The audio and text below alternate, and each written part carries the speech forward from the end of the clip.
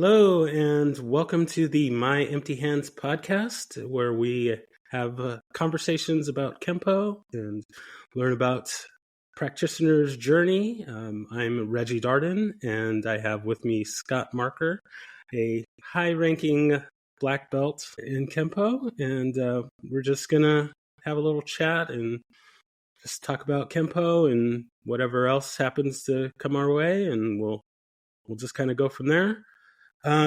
Just to kind of give a little bit of my story. I originally started in Kempo in the mid 90s, I guess probably around 93, 94. I started at a school that we called it Chinese Kempo. I like to think of it as maybe a Ed Parker 1.0, but it essentially was a Tracy school. So I trained there, I guess about 3 years or so. Got about halfway through Greenbelt, and then I left for the Army. While I was in the Army, just dabbled a little bit in Taekwondo and Hapkido and boxing a little bit. After I got out of the military, I wanted to continue training, but couldn't find a school that I liked. So I just kind of did a little bit of practicing on my own. Then I got into doing capoeira, and I've been doing that for about 17 years now.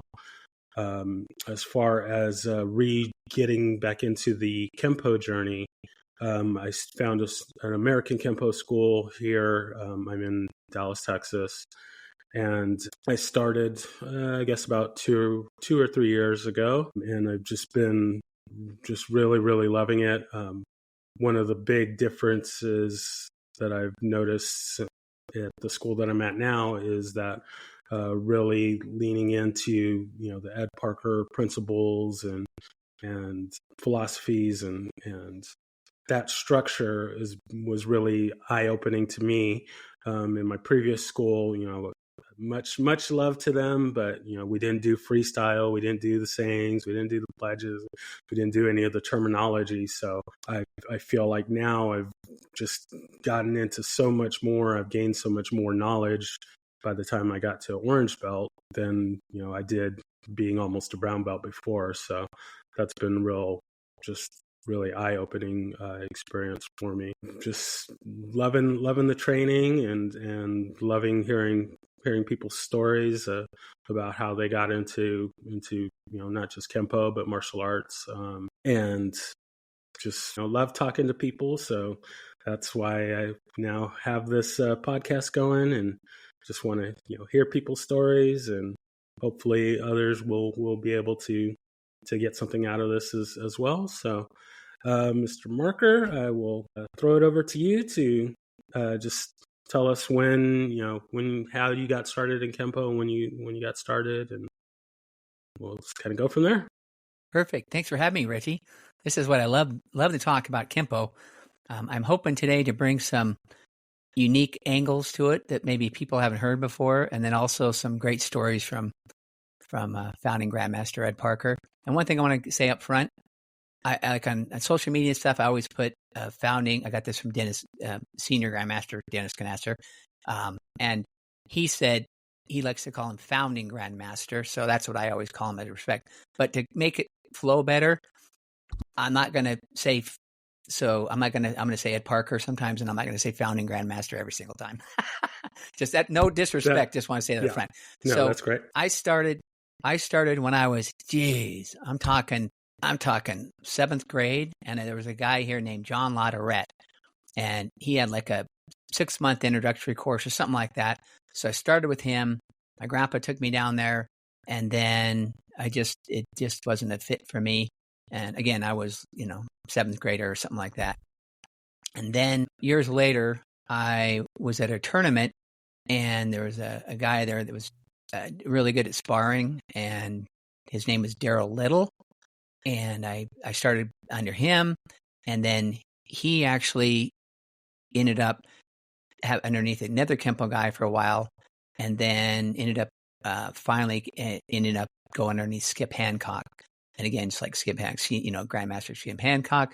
And so then so that's how we got, like in 1983 was the first seminar Ed Parker came here. And I think he came here actually for John Latourette.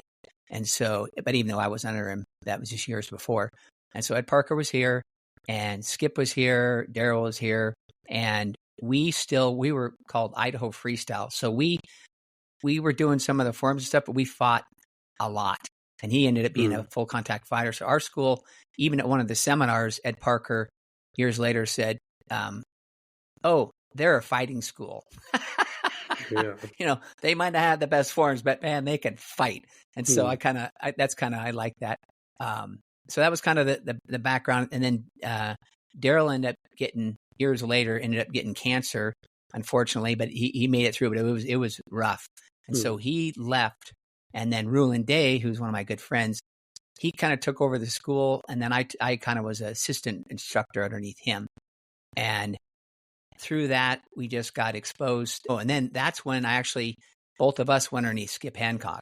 And Skip was, help Ed Parker proof his books and all types of stuff. And how do I know that?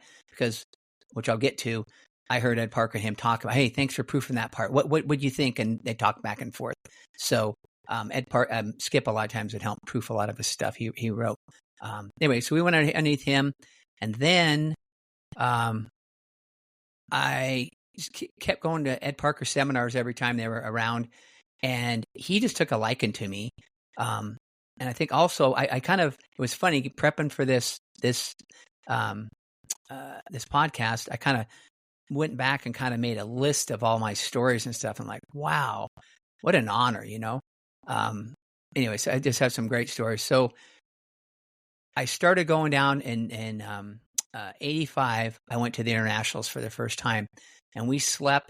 I went with Skip, and then he had some other students, and his students. I was out of Boise, Idaho, and then I was his student, and then we had our school, and then he brought his students from Spokane, so he had some of them go down there, and then we spent the night on the Pasadena mats, and then we started kind of going over to help Ed Parker and his family kind of, I don't know what you call it, but bring out all these boxes in his backyard. And I mean, Elvis Presley's Cadillac is right off here to the right of us. And it was just, I mean, I idolized Ed Parker. So it was like, I was like a greenbelt or something at that time. And it just was just surreal being around his family. Hey, how you doing? His wife, Lilani and Beth and Ed Parker Jr. really wasn't around that much. He was at the internationals, but he just wasn't too much helping set up and stuff like that. Mm-hmm. So, but through that, I did that 5 years in a row, and it was just unique. I'll kind of tell you a couple things. For example, one thing happened was one year, and I'm not sure which year it was, but he said, "Hey, can you do me a favor and go with?"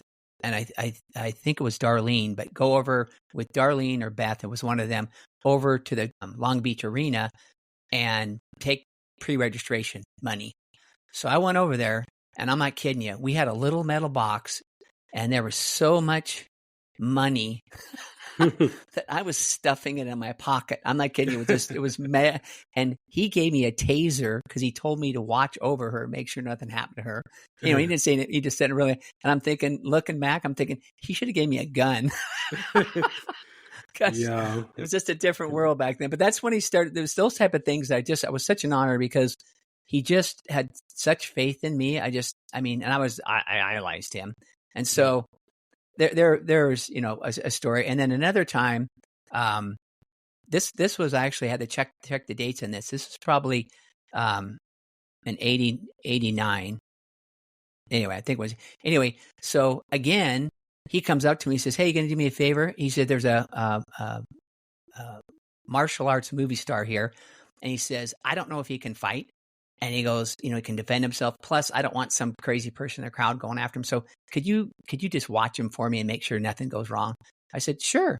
So he goes over to him, introduces me to him. And then this movie star wants to go over and, hand out photos, which I have one of the photos, a black and white photo of the movie. And so I go, okay. So I take him clear to the back of the arena in the corner.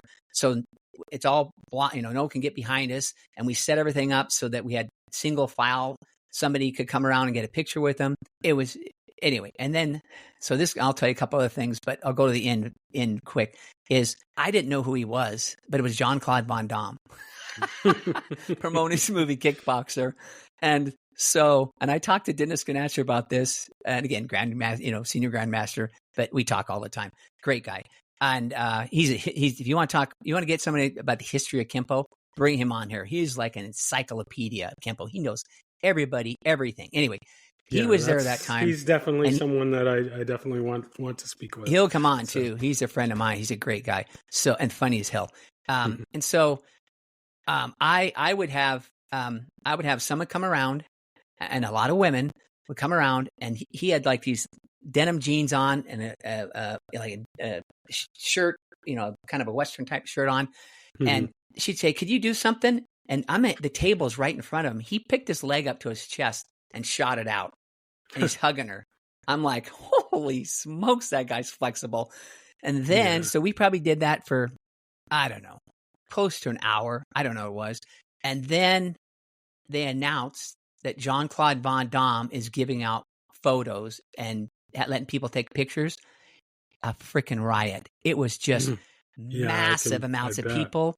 And this is where Dennis Knatzer didn't know the full story, because he was so proud of himself that Ed Parker asked him to go protect Jean-Claude. Not know, it was because it was chaos there. He called other people and they helped me out. And it was just a mess, because it was like women and children just all wanting his autographs. I mean, it was just chaos. So that was my claim to fame on that. That was like a great story there. And then so it was just kind of cool again, because I idolized him. And so there's just story after story. So and then I'll get into some Kempo stuff, but just these are some great stories of Ed Parker that are just, what a great guy he is. One time, we're getting ready for the internationals. It's busy as heck. Everyone's, before we go down there at his house, it's just a big, getting all the boxes done and running around. Doorbell rings, and it's Elvis Presley's fan club, bunch of women. And he goes, "Oh, I'll give you some time." So we're running all around like crazy people, and he brings them in there, and they sit down and just ask them questions about Elvis Presley in his living room or family room up there in the front. And so that was kind of cool. He had his cape there. I got a picture with that. Sunglasses are there. And then one time he said something about Elvis Presley, or I said something, and he says, "Oh, you want to see something?" And he runs upstairs, comes back downstairs, and shows me. I'm trying to think. I think the necklace was for his wife.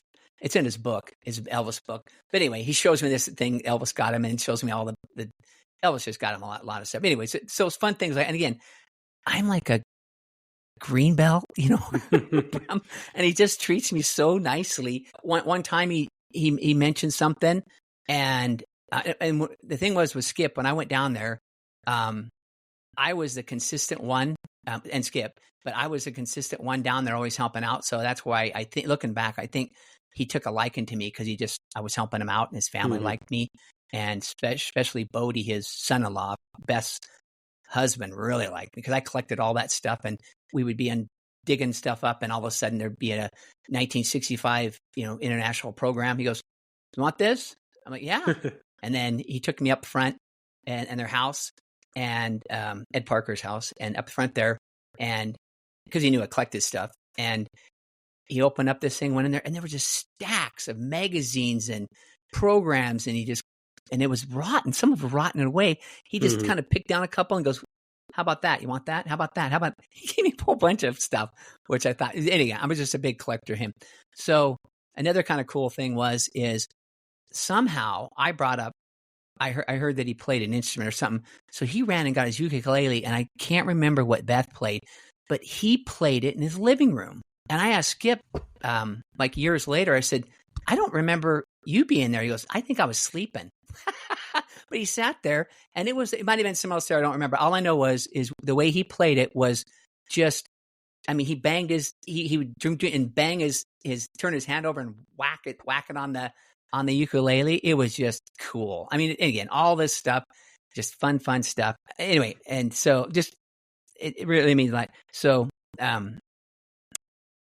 looking down here at the list is one time he said, "Hey, can you help me get ready to go?" And I said, "Sure." So I go up to his bedroom and he gives me his gi, his belt. And I've heard other black belts say, "No one could carry," they call him old man. A lot of a lot of people said, "No." And I'm not, because I'm still, anyway, I'm not going to say nothing to rock the boat, but I'm like, I carried it, and he put some shoes on and said, "Man, these are tight. Hey, you want to try them on?" I put them on. He goes, and they were a little bit big. He goes, "How they fit?" I said, "Perfect." He goes, "You can have them." Anyway, so it's kind of cool. It's pretty generous. Yeah. So, it just lots of cool stories. One time we were in the back, he was going to do a demo, and Mike Pick, Mike Pick was back there, senior grandmaster. Mike Pick was back there in the back. We were very back in the arena. It was me, Louis Marbach, and Mike Pick and Ed Parker. And again, I'm just, what am I doing back there? Just he asked me to come help him do stuff, and I just do whatever he wanted. So I'm in the back of the arena. No one's back there. And all of a sudden, I'm sitting there, and Louis Morbacher sitting next to me, and all of a sudden, Ed Parker just kind of drops back and then starts. And if you've ever seen that little demo thing, it's a Larry Tatum. He's on it, and then he's in the Pasadena school, and he drops back and does that form. I don't know if you've ever seen it. You got it. If you haven't seen it, that's probably yeah. He did something real similar to that. It was freaky, and we're sitting there, and he's going blah, blah, blah, blah, all this stuff, and nicking my freaking nose. And I'm like, and then he spun around and he went back over to Louis and did the same thing and spun back around, and then he tiptoed off. Who knows? He probably did it a minute or two. I don't know how long, but he did that, and he tiptoed off, and he goes, "I think I'm ready." I thought that was, again, it's all this again. I was someone who I just totally idolized. Okay. I got to give you two other quick ones, and then I'll talk. Yeah, I can all these stories. Go ahead. Go right ahead. So one of them was Skip Hancock and I were, again, I was just a little helper, falling around. That we were up at his motel room, and he was getting ready for a seminar, and there was professional wrestling on the TV. So I was kind of watching it, and there was a guy on there that would do like a Star Trek Vulcan thing. I don't know. He'd like grab the guy's shoulder a certain way, and the guy would like freeze up. And Ed Parker kind of looked at it and laughed and said, "Hey, that's crazy stuff. We should learn that stuff." So then at the seminar, he comes up to me and goes, "So have you got it down yet?" I go, "What?" He goes, "You've been practicing that move." I go, "The professional right?" He goes, "Yeah." He goes, "We got to get that down, man. That's a secret move." And so he goes, "Come on." And he has me, we start practicing that stupid move, and somebody got a picture of it. So we're both sitting there anyway, just crazy stuff that, again, I'm just a color belt, and he just took a liking to me. At the seminars, many seminars, he would say, "Hey, I need a victim. Oh, I need a volunteer." And he goes, "Hey, Scott." And he liked me just because I made him look good. I was a good body for him, and he whacked on me a lot. Hey, nothing wrong with that. So here's one. Here's one other one. How many people can say that Ed Parker asked them if they could go to a movie with him? They did me. I just called Skip up and just kind of talked to him about it, because I was making sure the movie, because the date, he passed away in 90, so I knew anyway. So I was right on the movie, because I was like, that was a movie. But anyway, so what happened is we like went to the seminar, and then went to a dinner, and then I don't know what they're going to do, sit around there forever or whatever. And I told Ken Martin, a friend of mine who is also the same color belt as me, and I said, "Hey Ken, let's go to I'm going to go to Total Recall," and they were all going to go somewhere. And Ed Parker goes, "Hey, can I go with you? I want to see that movie. That's Arnold." I said, "What am I going to say?" Right? Exactly. So he goes with us. So we drive him there, and everybody from the seminar is behind us. Going to the movie, and he said, and I said, "I bought popcorn. You want some popcorn?" And he's eating my popcorn. And anyway, it was, again, I'm just like, so there's all these crazy stories. So anyway, there's enough of those stories. I got, like I said, those are just looking back. I couldn't believe just how much faith he had in me, and trust. I he just for a short time, he had me hold a bunch of money. I mean, he had me do the night before. That was a ton of money. Trusted me with that. Trusted me with his daughter. Trusted me with that. And then he had me hold a suitcase, and it was full of money because of the anyway. So I'm just looking back, like, man, that guy. He was my idol. So one time, you'll like this. When Leilani was alive, he was like giving us orders. Some of Skip's students and I go, we need to get this done, get that done. And his wife goes, hey, he's not like, I can't remember. I don't want to say, I thought she said something, not bad, but because they were religious. Anyway, but she just basically said, hey, he's not your freaking boss. You don't have to do what he says. And we're all just going, oh, yes, our brains. Oh, yes, we do. So anyway, let me give you a fight story. I've heard a lot of fight stories, but I heard it from her who was there. So it must have been a long while back, but somehow, I don't know, talking about fights or something. And she goes, oh, I was one time when he got in a fight. I said, oh, what was that? And I'd heard this story, but when you hear it from someone who was there, it's a different thing. So they're driving down the road and this car swerving into him. And she said, I'm hoping, I can't remember what she used to call Ed Parker, but her husband, Ed, I don't remember, but she says, I was hoping he didn't notice. And he looks over and does this and pulls over she said a drive-in, but I think she means like a restaurant drive-in. It sounded like there's gravel there and stuff. And this is something I'd never heard before is, I can't remember how many guys there were, 2, 4, something, 2 plus, start getting out of the car. And Ed Parker starts to get out. And there was somebody or 1 or 2 people, guys that were with him. And they said, hey, you need help? Ed Parker says, I'll call you if I need you. And gets out, hits the first person, and he drops she said it was terrible. He's dropped, just done. And then he went after the other one or ones, because it's been years and years ago, and kind of beat them up. And they waited around because the one guy wasn't moving.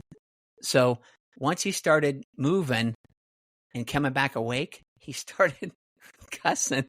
And then Parker, and then Mrs. Parker saying, then you hit him a few more times. Anyway, so there's a kind of a crazy story of going back in there. So like I said, yeah, and yeah. So now we'll get into the Kempo stuff. My background on this stuff is that I followed. I was influenced by Senior Grandmaster Mike Pick. I watched him a few times and just watched him, the way he moved and stuff, and he really transformed the way I do stuff. But Skip, when it comes to self-defense and stuff like that, Skip and self-defense, I give credit for Skip because his students, they were the Flames at Parker's demo team. They were they were a next level on just accurate, not sloppy, just very accurate. And they inspired me. And then Mike Pick inspired me because he had like a different movements. He was a lot more about power. And so I wanted to kind of copy that part of it. And anyway, so that influenced me when I was coming up through. And I pretty much followed like Ed Parker's, philosophies and all that stuff, even though we were more of a fighting school. As I went along, we were trying to get the belts and all the stuff. And so much for that I have, look over there, that international trophy. I don't remember. I won at least, it's color belt. I won at least 8 times, I think 10. But over the years traveling, one of my family members, all the ones that were in the attic, they put them all in one trophy. But what I was most proud of is self-defense division, which again, I give Skip a lot of credit because the way they did I emulated the way they did their self-defense, and I got really good at it. And for 1 year, I'm trying to remember which year it was. 1 year, there was a bunch of people. A ton of people showed up for brown belt for self-defense, and I went first. That's like the curse of death. Yeah, that's a curse of death. You don't want to go first. And I won. And so then I think it was the next year, Ed Parker said, "Hey, you're gonna be doing, when you do self-defense." He goes, "I want to come watch you." man, the pressure was on. And so, Yeah, I bet. And so I won that year too. So I won 2 years in a row in the brown belt self-defense. And I was really, really proud of that, just because I never went down there. I went all 5 years. I brought home, 2-3 trophies every, 1 or 2, 3 trophies every time. I also think that kind of, anyway. So I doing all the Kempo stuff, and then I got my black belt, I think in 1992. And then I recently, last year, I went back and looked at my certificate. Paul Mills was there. He signed it. John Sepulveda, he signed it. Beth Parker was there because, Ed Parker had passed in 90. And so I was like, wow. So when I got I was always looking for, because I come from a fighting background. My neighbors were boxers, a boxing coach, and I sparred all the time. So I was heavily towards just, realism. You know what I mean? Being pressure tested. And so when he passed, Ed Parker passed, it kind of like, I don't know what it was. It just that then I kind of started looking around on my own. And in 93, I think it was 93, I had a friend that I was out looking, going to Wally J's seminars and, just trying to figure out just some other stuff to add to my game. And someone gave me Gracie in action tapes. And I watched those, and it transformed me. I went, I got to do that. And so I bought the basic tapes, and then in the UFC happened November of 93. And then a couple months later, February 94, I opened up my buddy and I opened up Inside Kung Fu. Closest Gracie Jiu-Jitsu black belt was in Orem, Utah, Pedro Sauer. And so I called him up, and my friend called him up first and then had me turn it over to me. And he couldn't hardly speak English. And anyway, so I kind of started all that here. And then, so what I started doing and then that got me involved in MMA stuff here. So in the Treasure Valley, I kind of, for sure in the Treasure Valley, I brought, at least made it popular, Brazilian Jiu-Jitsu here. No one was doing it. And on a big scale, I was going around to all the schools, having them come in there. So what I started doing was Skip Hancock he did them forever, but he could do these gatherings, and his students or students of students, sometimes from around the world, would come once a year. And I taught, he always had me teach. I started teaching at a brown belt. And I started adding in submissions. And then pretty soon I started teaching groundwork. And I actually helped Skip, I think in 99, basically go through me and a couple of my Rulin Day, my good friends, longtime instructor, and Joe Jones. And we kind of went through and said, okay, for a blue belt, what do you need for a blue belt? So we kind of, I told Skip, we're never going to get people to add ground in unless we force them to. And so to get your belt, you're going to have to learn this stuff. So we started introducing that, and basically it was just failed Kempo techniques, dance of death, and then they drug you down with them, So that's all we did was, so we just went, by the time you get to brown, you're going to roughly be a blue belt worth of material. And so I started teaching Brazilian Jiu-Jitsu, some MMA stuff at a lot of the seminars, in standing up on the ground. Like for Kempo, for example, Joe Jones and I, it was early 2000s, we went back through all the hugs and holds, and then the attempted chokes or whatever they were, anything to do with that type of stuff, locking horns. And now we're doing Brazilian Jiu-Jitsu for years now. So that's the challenge is some people, if you've been really choked over and over and over again, you can better defend it versus if you just pretend to defend it. And so we took the framework of like all the, hug, arms in, arms out, a lot of the Kempo type stuff, and added a little bit. We just took all those things and stripped them down and said, okay, no striking. We're going to do them just with leverage. And then we use basically Brazilian Jiu-Jitsu, and then we'd add back in the strikes and stuff. But the whole time here, and for the most part, people respected me. I got some pushback because Damon Tong, which is out of Spokane, Washington. I was up at one of his black belt tests once on the panel, and he said that he wanted to thank me for changing his martial arts. Mm-hmm. And I'm like, oh, that's nice. I'm glad I did. I didn't. He goes, because I was at a gathering and Scott was teaching some grappling stuff, ground stuff. And me and some other people, he was a flame too. He started going, well, yeah, but we're going to pull your hair, poke your eye, kick you in the groin, blah, blah, blah. Mm. And I had forgotten this because I got some of these. It's happened, not a lot, but sometimes. And he said, okay, come on out, Damon. Let's see what you can do. Go poke my eye and kick my eye. And he goes, Scott took me down and tapped me out. And I go, it couldn't have been that easy. And then I did it again. And anyway, but the thing that people don't understand is that I'm not anti-Kempo. I'm like, here's the deal is Ed Parker's teaching methodologies were brilliant. Mm-hmm. I think a lot of that was because he's very religious. He didn't, at least in the seminar stuff, I didn't hear him talk a lot. I mean, he did Jesus Christ stuff, but just not a lot. But the telling the stories and stuff like that, I really think he was influenced by that. And mm-hmm. he used to tell analogies and metaphors and to teach his concepts, both just concepts, thinking concepts, and also physical motion. And so all I did is say, wow, he gave me such a gift over the years. Now, Skip did some of that too, but focus on Ed Parker, because I just idolized him to death, is I would teach Brazilian Jiu-Jitsu and some other stuff using his teaching methodologies. And so I'm like, I'm not going to get caught up in I'm not going to get caught up in saying, oh, I have to do this technique this exact same way. I did them for mm-hmm. years like that.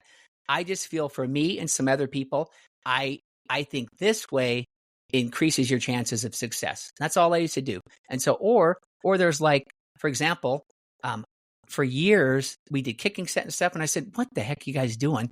You got to kick something.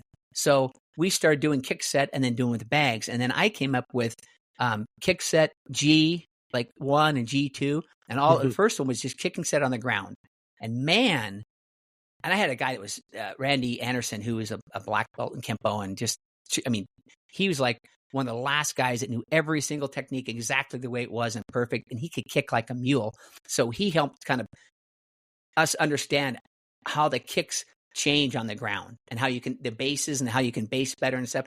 So I got videos, and everybody wants to see videos on this. I got tons of videos, just looking videos of a lot of these techniques I'm talking about. Almost all the ones we added to the system are on there, and the kicking sets are too. And then my second set was, and again, we do them in the air, but then we do them with a bag, and it totally changes the way you do stuff. It just totally. Oh, yeah. In fact, Rulin said I trained some of the kids, and he said he couldn't believe how much better it was helping the kids standing up.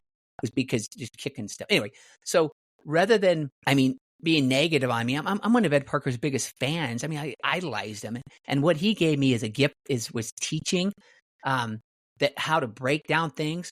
And I've written 2 books. That's my last book behind me, and they're on marketing and sales. And I give him credit for me being able to teach marketing and sales the way I do, because it's using logic and break.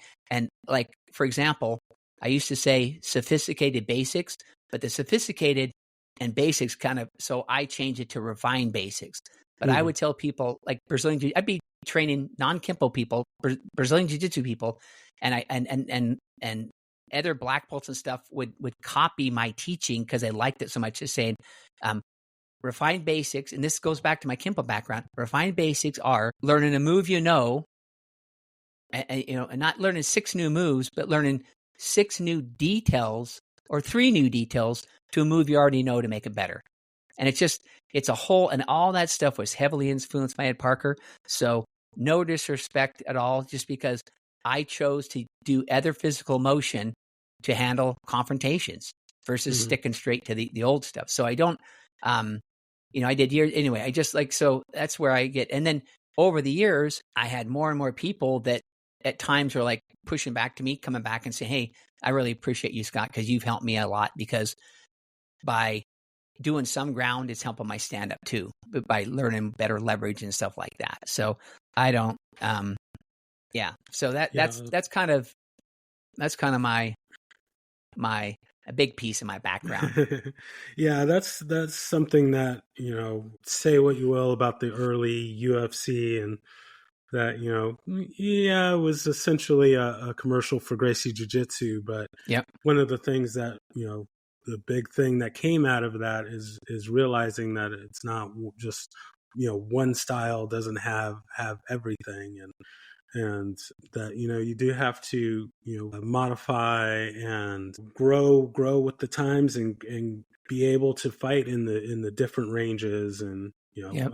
I love Kempo, so much, but it doesn't answer every question. Yep. The same with Brazilian Jiu-Jitsu, doesn't answer every situation, and you can say that with any. That's kind of one of the beauties of Ed Parker, is that he really was visionary in understanding kind of where things are going, and just this traditional whatever wasn't the answer to every situation, and could what makes a better fighter, better self-defense, and a better art, and was able to express that, and continually evolve the art. And it's always kind of funny to me about the drama over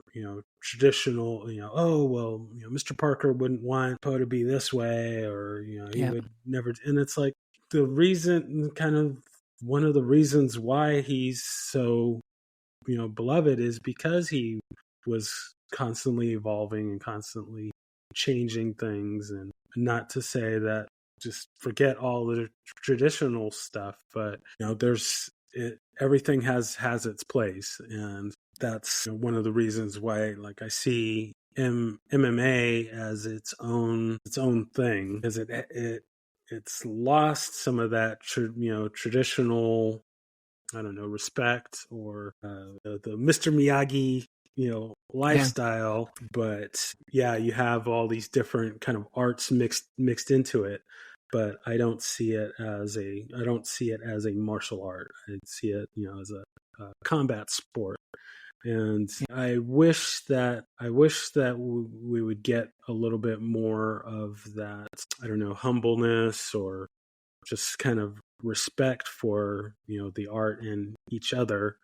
Now it's just more about, oh well, I can beat this guy up, and it's like, oh, that's doesn't really, that does, in the that's, I would certainly like to see less of the infighting and whatnot.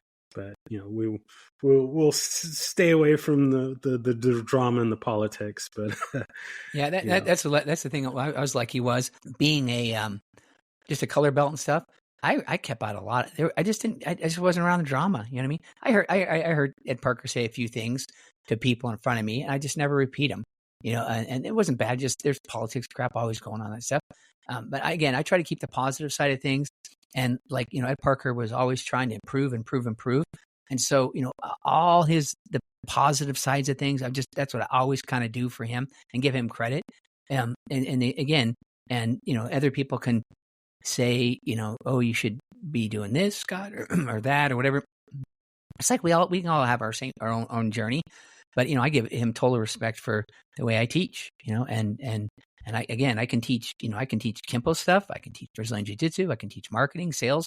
And a lot of that's heavily influenced by just the way he taught. And then, like, for example, he named a lot of the techniques. You had to really know where they came from to kind of remember what they were. But I took that, and when I would teach at the gatherings, I would teach kids and adults, and I would have fun names for them, like backpack with Velcro, sissy kicks, kangaroo kicks, Superman, Spider-Man. I mean, I named a whole bunch of stuff. And then once I taught you the move, you go, holy crap, I get it. It totally makes sense why you call it that. And that helps, especially people just because a lot of people weren't, they did mainly Kempo, and they're just adding in some ground fighting. So I had to teach them stuff really quickly, give them the stuff that, that's the most important stuff they're going to remember. And so I even remember once when I had a guy that came in, and we did Kempo in the front, and then I did Brazilian Jiu-Jitsu in the back. And And I'd help out in the front sometimes. I had a guy come in, and I think he was a high school wrestler or something one time, but that was years before. And he was stretching out and stuff and watching me teach a kid's class before his class. And he said, "Ugh, this is depressing." I go, "What?" He goes, "You're teaching the kids the same things you're teaching me." Because I was teaching them like Spider-Man, Superman, all this stuff. And that same guy went down his first year, and I can't remember how many matches, but he got not 1 point scored. And I asked him, what did he do? He just said Spider-Man and Superman, all this stuff. Anyway, but again, all that stuff was from Ed Parker, just the way he taught and broke things down and used metaphors and analogies to teach better. It's like they always say, you're painting a picture in your mind. And he was just, again, his teaching, that's what I focus on is his teaching methodologies were just brilliant. And so if you want to do Kempo exactly the way it is, then you better, you'll be able to learn it better if you follow his teachings. Exactly. Yeah. No, I'm, trying to really just grasp everything, like I mentioned before, I'm just picking up so much more now because of the principles and the kind of the framework, as opposed to, I was, doing the techniques and, kind of doing the air karate, and I learned a lot, but it was just the how and not the why. And that's huge. And once you start understanding the why, it just gives you so much of greater understanding of how everything works, how everything fits together. One of the things I've really always loved about Kempo is that it's a great base for, connecting other things. Yeah, if you want to get in some jiu-jitsu, you want to get in Muay Thai or, whatever art. I was actually speaking with another guest, and I brought up dating myself the Panther Productions videos back in the day. That is old school. And I forgot about those. Holy smokes! Yeah, no. Me and a buddy of mine, those were our things. Anytime we could get our hands on one. Man, that is the thing. That is like I'd forgotten about those. But I remember watching a video of David German, and he was talking about combining jiu-jitsu with Kempo, and I'll never forget he added on some wrist locks and some arm bars to Flashing Wings, and I saw that, and that was like one of the greatest things ever. And so me and my buddy, we would kind of go off to the side, after class or whatnot, or before class, and we would just like, okay, here's, how are we going to come up with a self-defense technique against, a straight punch, or, okay, we got to grab, and we just try and find all these, kind of variations of how to alter our techniques. And it's just like, no matter what kind of style or move I saw in a movie or something, try and just plug it into Kempo technique, and it just always fit every time. And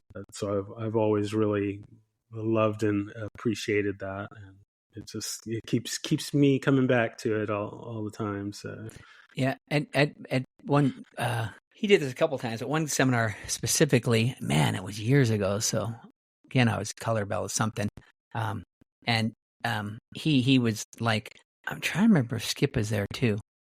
I'm trying to remember. Rulin was there for sure. Anyway, I don't remember. I just know that he kind of goes, "Hey," because he taught something, and then everybody's practicing what he's doing, and he goes, "Hey," I knew it was Rulin, and I figured, "Come here," and then he shows us now that's okay, but here, look at this, and he's showing us little details how to make a smaller circle and stuff. Mm-hmm. I thought anyway that was kind of cool. Is it kind of like would show us little here's the base stuff, the everybody the base, and then he was always kind of sprinkling in little for the. And we went to a lot of seminars, so pretty soon again he used me a body a lot, and he just pretty soon a constant. So that was kind of cool. That again, I'm such a fan of his that whenever he did anything like that, I was just eating it up. And then I sent you a picture, and I actually hid it for years because it was back of 35 millimeter cameras around and stuff, but the one kicking at me. And and it was at Skip Hancock's school. And I am and then anybody on this that listens to this, my name is Scott Marker, and go to my Facebook page, and I have like a tribute on there to Ed Parker, and I have just a lot of unique pictures of just behind the scenes stuff at the internationals, and just a lot of times I'd ask him, like, say, hey, can I take a picture? Yeah, you can take my picture. And I said, can you do something different? Because he would just do the same old pose every time. So he'd do something different. So I told you this story was great. So I'm in Skip Studio with a 35 millimeter camera. And I said, hey, can I get a picture of you? But could you do something different? He goes, yeah. Are you ready? And I go, yeah. And he freaking spins around and kicks straight at my face. And it's a 1 in a million shot. It took, I got his foot there, his belt's flying. I mean, it's just awesome. That was I got a lot of, anyway, anybody wants to have see some unique pictures and stuff, go ahead and check that out. But no, totally agree is that, the Kempo, again, I think people are short-sighted sometimes is that, again, if you're going to do Kempo and stuff, do Kempo and stuff. But again, a lot of the stuff he teaches can be applied, again, marketing and sales. That's, nothing to do with anything. The way, I changed sophisticated basics to refined basics, but still it's the same thing as it's just, taking a basic concept and then trying to make it better. And just anyway, and using stories and metaphors and analogies or stories, and metaphors are like, have abs of steel. And things like that. He did such a great job of doing that, because especially when you're teaching physical emotion sometimes and trying to get someone to understand, his saying, to hear is to doubt, to hear is to doubt, to see is be deceived, but to feel is to believe. And so sometimes it's just tough, without beating people up. Yeah. A certain way to do technique. But I'm telling you, that's something where, for example, I was always trying to. So, for example, thundering hammers. I got thundering hammers down pretty good, and I watched Mike Pick do it. It's like something's different about what he's doing, and I didn't connect these two. I'm not saying he even did it, but the one thing that I did is I had an 80-pound heavy bag in my garage, and I learned really quick that if you have your arm straight and you hit something, it just freaking kills your arm. You have to bend it. And so how did I learn that? Was by hitting something. Exactly. And so, something hard. And again, you got to be careful with your partners. You know what I mean? You can't beat the crap out of your partners and stuff. So anyway, so I encourage anybody in Kempo to, open your mind a little bit and stuff, but also try to incorporate like bags and stuff. And some people are probably doing it, but we were doing it way back.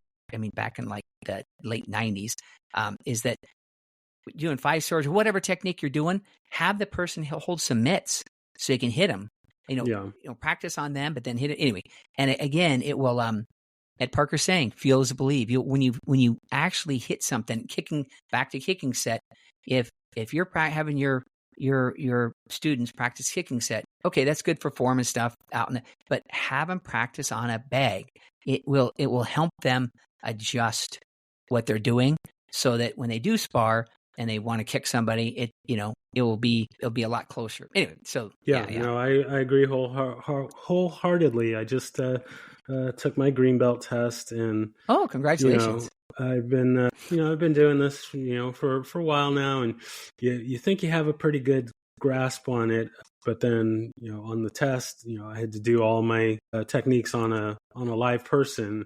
And it's like, I got, raking mace down to no problem. And then not doing the air karate. Then it's like, oh, wait a second. This is a lot different than I played it out in my head, so that's been a real change for me, and real eye-opening versus my previous training was that, doing it on a person is very, very different.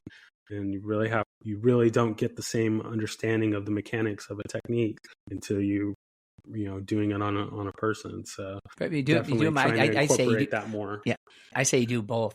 On the green belt, let me tell you a quick story on that green belt is I was a body for a brown belt test. I don't remember, this has been so many years ago, and so I was I was a body and did and then they had me do some stuff, forms and all that type of stuff, and then we got done with it. He came out. And he I was a blue belt. He awarded me a green belt. He said I looked super good. And anyway, so Excellent. that was probably one of my proudest times is when he promoted me because he wasn't my instructor. Skip was, Mhm. but Skip was, Skip was a student of Ed Parker. But I'm sure, if Ed Parker tells Skip, hey, I think we need to promote Scott, Skip would have said, okay. You know what I mean? Anyway, so that was so my green belt. So I have to look at the certificate too, because I'm one of those pack rats that Mhm. I kept every single certificate. I have every belt and every certificate, and because some people skip a lot of his.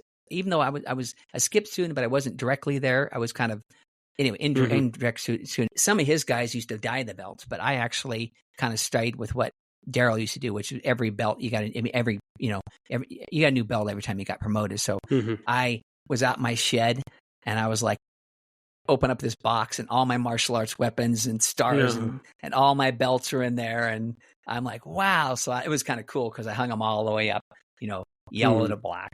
And and that on the black. And this I got from Mike Pick is, and again, I know him. He probably wouldn't know me, but he heavily influenced me just on his motion and stuff like that. But one thing I liked that he did was maybe now he's doing something different, but not when he was coming up, is that he didn't wear any stripes on his belt. So when I got my black belt, I took off my stripes, and I've been promoted several times since, and I never put. So he influenced me.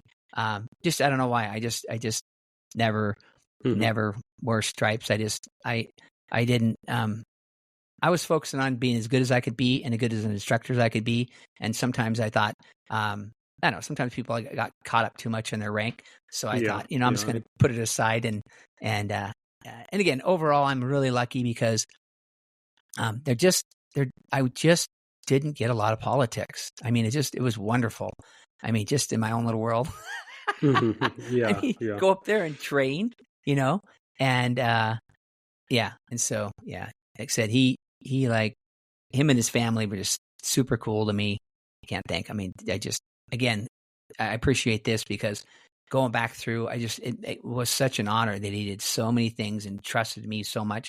And again, I was just a little old, green belt. And he just trusted me so much. We all got to start somewhere, so that's good. I really wish I would have. I really wish I could have got my black belt underneath him. So I was really bummed out that he passed because I wanted to. But then it was cool that Skip got all those high-ranking black belts together, and even Beth there and his daughter, one of his daughters, Beth there to kind of be part of the whole thing. So that was kind of cool. And at the time, I knew John Sepulveda because he actually lived down. He lives here again. He lives here, and we had lunch a few months ago because I had someone posted. Skip has Ed Parker photos. Skip, I didn't know Skip did it till yesterday, and he has all these photos of Ed Parker posted there on Facebook. Lots of cool photos, and there was it's after he passed away, but internationals like program, and John Sepulveda and somebody else is on the front, and I said, hey, I got one of those, and John said, I gave my copy to Skip or something, and I'm like, anyway, bottom line was I told him, I said, hey, come over and let's go to lunch, and I'll give you the program. So I gave him the program. Anyway, but it was kind of cool because then, anyway, it was what a respect because I got he was there, he signed off on it, and Paul Mills signed off on it, and then that's when after that I kind of watched Paul Mills, and it's like I don't know if you've ever seen Paul Mills when he was alive, but man, he was like explosive. Did you ever watch him? Yeah. I've seen some of his stuff. He was a different level when it comes to the power. I don't know if you've ever seen anything of but the fast draw.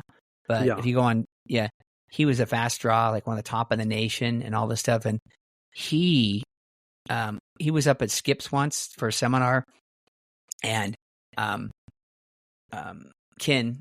He I don't know. I'm not gonna. He explained why this technique worked, and he hit him in the stomach before he chopped him in the neck. And I mean, it was like, poof. I mean, it's so fast. I mean, he would go up, right? And then you go down and hit him in the stomach and then go back up and chop him in the throat. I mean, it was like blink. And I'm like, holy smokes. And, a lot of times people are in Kempo are really fast, but they don't have any power.